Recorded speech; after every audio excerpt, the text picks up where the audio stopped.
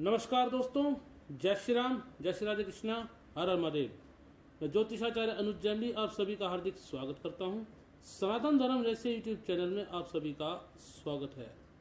मित्रों, आज हम बात करेंगे प्रदीप मिश्रा के बारे में। ये प्रदीप मिश्रा नाम का शख्स शिव कथा वाचक है, सिरमौर का रहने वाला है।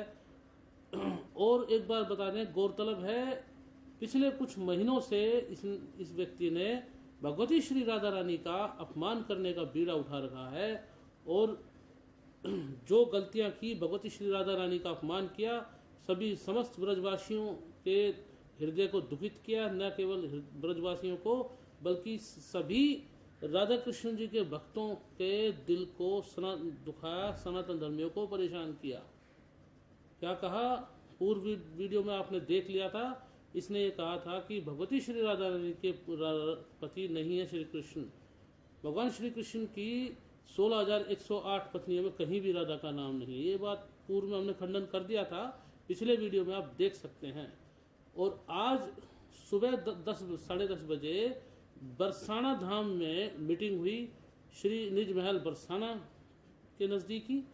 और आज प्रदीप मिश्रा का पुतला ब्रजवासियों के द्वारा फूंका गया।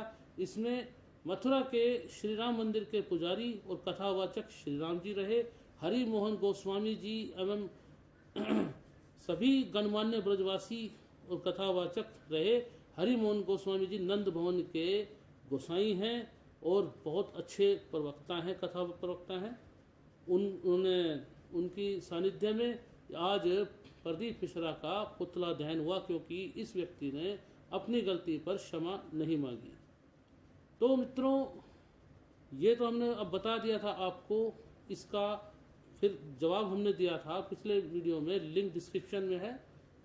खंडन डाल दिया था कि भगवती श्री राधा रानी का विवाह भांडीर वन में श्री कृष्ण के साथ में हुआ था। यह एक बार नहीं, कई बार बताया जा चुका है। और भांडीर वन में भगवान श्री कृष्ण के साथ में विवाह हुआ था। इस व्यक्ति ने कहा ये गुप्त लीला थी, किसी को नहीं पता। ठीक है, यूँ तो जो है ये गुप्त लीला पुराणों में वर्णित है और हमारे धर्माचार्यों के द्वारा, कथा प्रवक्ताओं के द्वारा हमें प्राप्त होती हैं, ताकि लोगों को पता चले कि हमारे शास्त्रों में 6 राधा का वर्णन है। और 3 मुख्य राधा तो ये हैं, आलादनी शक्ति राधा जो परब्रह्म शक्ति है श्री राधा रानी, और दूसरी अनुराधा भगवती श्री राधा रानी की बहन थी छोटी, और तीसरी है छाया राधा जो भगवती श्री राधा रानी की छाया से प्रकट थी। उसी छाया का विवाह भगवती श्री राधा रानी जो उसको छोड़ करके अपनी जगह चली गई थी, रायण गोप के साथ में हुआ। और ये व्यक्ति बड़ी डिठाई के साथ में बोलता है, राधा के पति आन घोष थे और ननद थी जटिला कुटिला।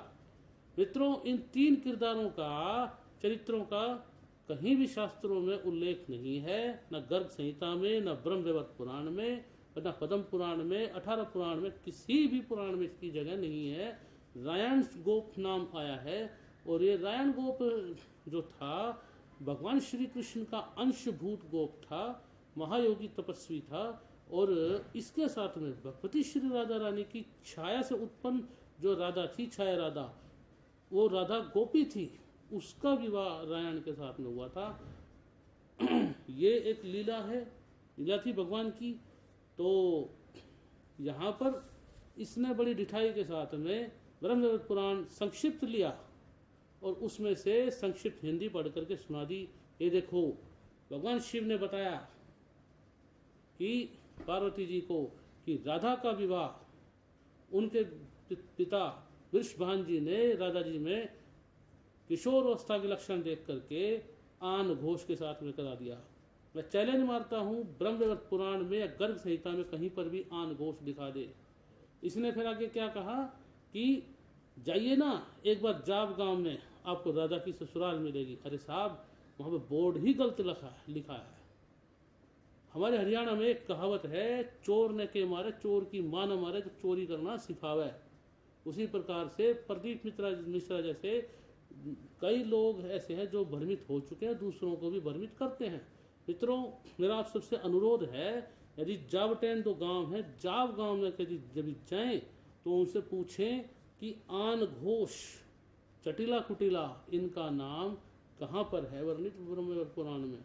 और रायण गोप का नाम स्वीकार करते हैं, जिसके साथ में आह्लादनी शक्ति राधा और अनुराधा, उनका विवाह नहीं हुआ था। भगवती श्री राधा रानी की छाया राधा का विवाह उसके साथ में हुआ था। तो ये गुप्त नहीं है, गुप्त लीला थी, परंतु मुनिवृंद सब जानते थे और भगवान के मित्रों को भी पता था, क्योंकि मित्र भी साधारण नहीं थे, भगवान के सभी को पता था। और ये जो किंवदंती है, रायण गोप जो था ये शापित था, इसने कभी भी छाया राधा के साथ में वैवाहिक संबंध नहीं रखा और वो तपस्या में संलग्न हो गया। तो मित्रों, ये तो यहाँ पर एक श्लोक भी आया, मैं बता देता हूँ। ब्रह्मवैवर्त पुराण में प्रकृति खंड में 49वां अध्याय, इसमें लिखा है, अतीते द्वादशाब्दे तु दृष्ट्वा ताम नवयौवनाम सार्धम रायण वैश्येन तत्संबंधम चकार स छायां संस्थाप्य तद्देहे सांतर्धानमुवापह बभूव तस्य वैश्यस्य विश्वास-छाया सहा। अब जिनको संस्कृत समझ में आती है वो तो बता देंगे इसका अर्थ, लेकिन अर्थ यहाँ पर लिखा भी है। चौकम्बा सुर भारती प्रकाशन में ये प्रकाशित है ग्रंथ। पुराण महापुराणों में से एक, 18 पुराणों में से मुख्य है। बात लिखा है, वराहकल्प में गोकुल ग्रामस्थ वृषभानुगोप की पुत्री होकर राधा जी का आविर्भाव हुआ। ये अयोनिजा कन्या थी। माता कलावती के गर्भ में केवल वायु भरी थी, तो प्रसव काल में माया मोहित सी वायु का प्रसव कर रही थी। तब वहां राधा पुत्री रूपेण प्रकट हो गई। तब राधा जी 12 वर्ष की थी। तब पिता ने रायण वैश्य से राधा का विवाह करवाया। राधा विवाह काल में अपनी छाया छोड़कर अंतर्हित हो गई। इसी छाया राधा से रायण का विवाह कराया गया। यह गुप्त ही रहा। तो यह मित्रों यहाँ पर बिल्कुल स्पष्ट लिखा हुआ है। वो छाया राधा थी, तो किस हिसाब से रायण गोप की पत्नी बताता है, तो रायण नाम आया है, यह रायण गोप यशोदा माता का सहोदर भाई था। ये ब्रह्मवैवर्त पुराण में लिखा है, कृष्ण जन्म खंड में वर्णन है। तो यहाँ पर एक बात तो ये आई, तो ब्रह्मवैवर्त पुराण में तो इस व्यक्ति ने खुद का अपना खंडन कर ही दिया था। यहाँ पर छाया राधा का नाम छुपा गया, छुपा दिया छाया राधा का नाम यहाँ पर।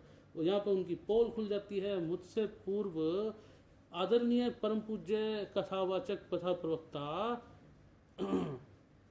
हरि मोहन गोस्वामी जी ने और परम पूज्य मृदुलकांत जी महाराज हैं कथावाचक वृंदावन में, उन्होंने इसका प्रदीप मिश्रा का खंडन बहुत प्रमाणिक ढंग से किया था।